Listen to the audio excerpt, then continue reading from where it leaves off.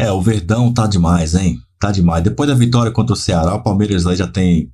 São 14 vitórias nos últimos 15 jogos. 15 vitórias nos últimos 18 jogos, com 2 empates e uma derrota. É demais, tá jogando demais. Verdão aí, desde que empatou com o Botafogo na estreia do Brasileirão, perdeu pro Bahia e ganhou o resto. Em todas as competições, tudo disputou. Perdeu pro Bahia e ganhou todo o resto. Tem que continuar assim, não é até o fim do ano não, é pra sempre. Tá? Pra sempre.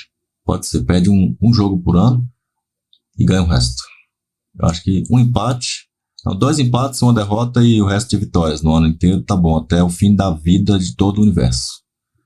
Mas vamos ver aí o que o Mané do Flávio Prado foi inventar de falar do Palmeiras dessa vez. Foi falar e falou besteira. Vamos ver o que o Flávio Prado falou dessa vez aí do Palmeiras. Olha só, dá pra aceitar isso?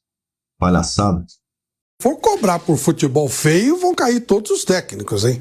95% dos jogos do Campeonato Brasileiro são insuportáveis, não dá pra ver. O líder Palmeiras é bom de ver jogar? É um horror. É uma coisa horrorosa. O primeiro tempo de Palmeiras de Bragantino foi uma coisa assustadora. O segundo tempo melhorou um pouquinho. Mas, meu Deus do céu. Não, mas é isso que eu ia falar, Flávio. O Palmeiras também, quando ele embala, eu já cansei de ver jogos do Palmeiras que ele tá mal. Mas quando ele emplaca, ele começa a fazer uma pressão no adversário. Já vi muitos jogos. Sim, mas o jogo é muito feio. Não tem jogo do Corinthians. Palmeiras joga muito feio. Palmeiras joga muito feio. Muito feio. Até pela filosofia do jogo do Abel. Uma coisa é resultado. Resultado é uma coisa e futebol é outra. Não dá nenhum prazer de ver os jogos aqui. O time que eu mais gosto de ver jogar, eu já falei isso algumas vezes. São 2 times. Eu gosto de ver o Flamengo, 3. Flamengo, Bahia e Fortaleza. Eu acho que esses times eles têm ideia de jogo ofensivo. É isso que eles querem fazer. Ideia de jogo ofensivo. O resto é tudo mais ou menos farinha do mesmo saco. Eles jogam de qualquer jeito no erro do adversário, parando o jogo, o jogador caindo, fez um gol, já para tudo. Se não faz gol, fica naquela lenga-lenga para lá e para cá. Então, o futebol do Corinthians é muito feio, é muito ruim mesmo. E já era ruim com o Ramon Dias. E agora eu espero que melhore. Mas primeiro também que o nível dos jogadores que nós temos aqui não é lá essas coisas, né? Então tem mais isso. Então, o cara chegou agora, complicado cobrar, né? Mas eu acho que não adianta, se vão cobrar para resultado, começaram a cobrar, vão cobrar eternamente por futebol bonito, porque realmente não se vê muito isso aqui não, os caras estão cobrando no lugar errado. Não ganha há muito tempo, mas vai voltar a ganhar. Pode ser que não seja esse ano. Mas a tendência é que se a gente fizer tudo certo e trabalhar dessa mesma maneira, no futuro, vai conseguir brigar cada vez mais por um título. Estou falando ganhar títulos de Copa do Brasil, Sul-Americana, Campeonato Brasileiro, Copa Libertadores. Uma hora acontece. Se eu disser para você que é do dia para a noite, não foi. Se você vê o Paris Saint-Germain, é uma história contra o Manchester City, é uma história. Agora, aqui é mais difícil. Aqui tem 2 times no momento que eles destoam dos demais, que é Flamengo e Palmeiras. E eles estão em todas as disputas, exceto Copa do Nordeste e Campeonato Baiano. Então, assim, para passar esses clubes, vai demorar um pouco mais de tempo. Mas para se colocar num patamar muito próximo a outros, eu acho que isso pode acontecer, assim, em breve. Agora, o problema é que para você ser campeão brasileiro, você tem que passar por Palmeiras e Flamengo. Para ser campeão da Copa do Brasil, Palmeiras e Flamengo. Para ser campeão da Libertadores, Palmeiras e Flamengo. E essa é uma disputa que ainda não é saudável ainda para a gente, mas que pode ser com um futuro, espero eu, mais curto do que as pessoas imaginam.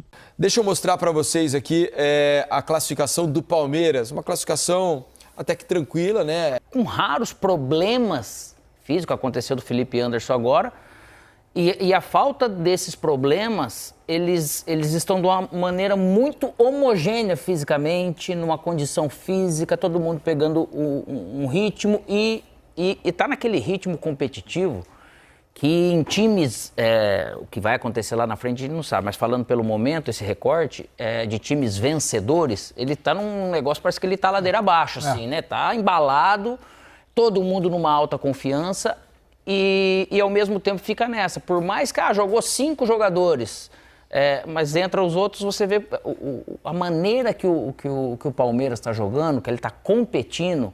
Isso eu falo fisicamente, com bola, sem bola. O Ceará deu esse azar de pegar esse momento do Palmeiras. É um time muito arrumado, É um jogador talentoso, um jogador que eu imaginei que fosse chegar e causar um impacto imediato. Um jogador que vem em forma, né? Estava jogando na Europa.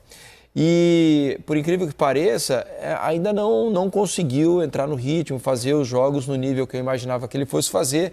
E, para mim, é muito claro que o Flaco, quando está em campo, ele tem resolvido mais os problemas do Palmeiras do que o Vitor Roque nesse momento. Ali na frente ele pode, né, desandar, fazer gol e dar sequência em todas as jogadas. Então dá para dizer que o Vitor Roque não deu certo no Palmeiras porque isso é muito precipitado. Claro, Estou totalmente de acordo com você. Até agora, no momento, se tivesse um jogo decisivo para jogar hoje, eu imaginaria como mais provável o Abel escolhendo o Flaco nesse momento e não o Vitor Roque. Eu tenho essa impressão, e o Flaco é um jogador que vem entregando, apesar de receber algumas críticas, né? Tem torcedor que critica o Flaco Lopes, não gosta, mas ele fez 22 gols no ano passado e já tem 8 essa temporada. A gente está em maio, ele já fez 8 gols, não sendo titular em todos os jogos, muitas vezes entrando em pedaços. O jogador mais fácil de tirar, se precisa tirar alguém, Flaco Lopes, mesmo fazendo gol. Especialmente depois da chegada do Vitor Roque, naturalmente ele ia ganhar espaço, né, no time, sendo escalado como titular, como vem sendo muitas vezes. O Flaco perdeu um pouco de sequência, né? E ainda assim vem fazendo gols e já tem 8 na temporada, Alex. Acho que é uma disputa dura aí. É natural. O que ele está passando, lógico, ele não está vivendo ainda um bom momento e não está com confiança. Dá para perceber que às vezes tem aquela briga com a bola ali que a gente fala, mas ele tem muito mais talento do que ele tá demonstrando. Algumas dessas oportunidades, igual o Estevão faz a jogada, cruza para trás para ele finalizar, né? Momentos de confiança ele consegue. Acredito que ele vai chegar nesse ponto, deva chegar, né? Mas nesse momento ele ainda tá sofrendo com isso. Ele também acho que esperava chegar num time tão pronto, num time que está produzindo tanto. E só que daí perde um gol aqui, perde outro ali, fez 4 gols, eu acho, impedido, né? Que deu impedimento depois, coitado, né? Acabou atrapalhando essa questão. E o gol impedido não traz, né? O gol impedido não traz confiança, né? Já dá para perceber que se foi anulado ele não vem. Mas ainda também é um menino. Então, acho que sendo assim, essa pressão de voltar para o Brasil, com toda essa pompa, com o investimento que foi feito, que eu também faria, né, se estivesse nessa condição do Palmeiras, com o perfil dele, é acabar tendo paciência, dando oportunidade, porque atacante daqui a pouco começa a emplacar gol. Isso a gente está vendo com o Yuri Alberto, né, que a gente falava, nossa, foi ridicularizado e coisa, porque a tal da confiança, ela faz muita diferença. Então, a gente está percebendo que esse refino técnico não é o que o Vitor Roque ele tem. Ele tem a força, ele tem o gol, ele tem a chegada, a presença na área. Então, sem a confiança, isso aí vai escapar uma bola aqui, lucidez para fazer outra lá, você fica ansioso para fazer algumas coisas. Mas realmente hoje ainda o Flaco vive um momento melhor que dele. Você falou em refino, quem tem muito refino é o tal de Estevão. Que jogadoraço. Já fez o 10º gol dele na temporada. 10º gol dele. Fora os sustos, né? Fora os sustos, exatamente. E ele falou depois do jogo, depois dos 2 gols que ele marcou, na despedida, infelizmente, para nós que gostamos de futebol, né? E gostamos de tê-lo aqui por perto, o Estevão hoje fez a sua última partida, pelo menos nessa passagem pelo futebol brasileiro, de Copa do Brasil. E falou depois do jogo. Zona mista, em que ele decide o jogo, é claro que só podia ser ele aqui. Mas primeiro um abraço na família, né, Estevão? O que significa olhar eles aqui com você? Muito, significa tudo pra mim. Porque como a gente ganhou, eles estão comigo. Na vez que eu perdi, eles estavam comigo também. Então, tudo é por eles. Agora, fala pra gente, quando o jogo tá 0-0, você pega aquela bola pra bater o pênalti. Tem como passar alguma coisa na cabeça ou é só bater e seja com Deus o que Deus quiser? Passa tudo na cabeça, passa tudo. Infelizmente acabei perdendo o pênalti, mas tive mais uma oportunidade, pude ser feliz e só agradecer a Deus por tudo. E o golaço, o segundo gol, todo mundo estava falando, poxa, esse é o gol que faz a gente lembrar que o Estevão tá indo embora e a gente vai sentir saudade dele. Fala pra gente sobre esse segundo gol também. Tô vendo uma mistura de sentimentos essas últimas semanas. Feliz por ter feito 2 gols, por ter ajudado o Palmeiras hoje, mais importante era a classificação. Só tenho que agradecer a Deus por esses momentos e tô tentando aproveitar ao máximo. A gente percebe que você está muito emocionado e hoje, quando você saiu, a torcida estava gritando seu nome, o estádio inteiro te aplaudindo e a gente percebeu que você estava quase chorando ali. Você consegue descrever o que passou na sua cabeça? Como eu falei, é uma mistura de sentimentos, sabe? É saber que daqui a alguns dias eu vou estar deixando esse estádio maravilhoso, com essa torcida maravilhosa, e esse reconhecimento, tudo que eles fazem, torcem pela gente, é incomparável. Então, o que a gente pode fazer é vir aqui, dar vida, jogar, fazer gol, vitória, que é o mais importante para eles. E ver eles na arquibancada. Com certeza, é o mais importante. É isso aí, tá aí o Estevão. É visível que o menino tá emocionado, né? Não era para ser diferente. Ele tá aqui num clube que ele gosta, um clube que ele aprendeu a viver. Que a gente começar a ficar preocupado, quantos minutos de jogo ele vai ter no clube novo? Será que a escolha do Chelsea foi a melhor? Como é que vai ser a concorrência? Quais dos outros tantos jogadores emprestados do Chelsea o Chelsea vai trazer de volta para a próxima temporada? Será que ele vai se adaptar, vai jogar por fora na ponta, vai jogar mesmo como um meia mais por dentro, acompanhar o desenvolvimento? Pensando em seleção brasileira. E aí a gente meio que o futebol brasileiro meio que fica na dependência do aproveitamento que o futebol europeu vai fazer dos nossos jogadores. E por falar em futebol europeu, né, a notícia de hoje também, que vem no site inglês, de que o Manchester United pode tentar levar o Richard Rios para lá. Jogador de seleção colombiana, tá numa grande fase aqui no Brasil já há muito tempo, né? É um jogador que tem despertado o interesse de outros clubes europeus, e a informação, né, que eu li é de que o Manchester United estaria interessado em pagar 20 milhões de libras para levar o Richard Rios para lá, algo em torno de 140 milhões de reais. É um perfil a ver perfeito, se nesse momento, né? Biotipo, força, coragem, boa. jogo, A ver se esse negócio vai sair, se o Palmeiras vai decidir vendê-lo, porque já teve outras propostas em outras janelas e não fez o negócio. O Palmeiras, de repente, está mais bem estruturado, com mais opções de atletas, né, para poder, de repente, vendê-lo do que estava o ano passado. Né?